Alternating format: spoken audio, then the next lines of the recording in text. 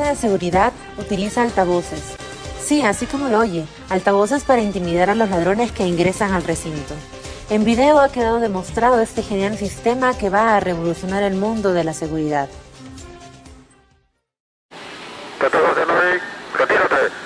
Retírate ahora mismo.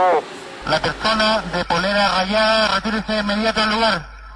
El de polerón rayado y con gorro, retírese. Retírate inmediatamente, está siendo grabado. La policía está en camino. Huye nomás, no sabes ni siquiera de dónde lo están grabando e intenta esconderse. Y si no hacen caso, describen al ladrón de esta forma.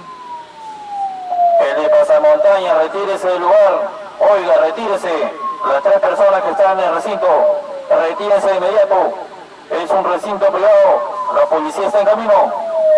Y sí que lo entendieron porque salieron disparados. Con voz potente y fuerte, los ladrones van rápido a su guarida.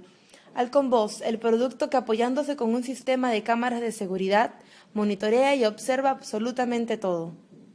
Con un método simple y preventivo, el cual es disuadir al ladrón a que llegue más lejos de lo permitido.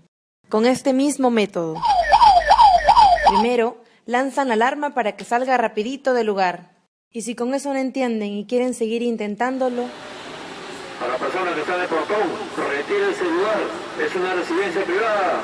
La policía está cerca. Es una residencia privada. Todas las situaciones son diferentes, en diferentes lugares, pero el resultado sigue siendo el mismo. Creyendo que la seguridad está presente en el lugar, corren o se hacen de la vista gorda y caminan hacia otro lugar. Y definitivamente, Alconvoz es un sistema que no debe faltar en sus negocios y hogares.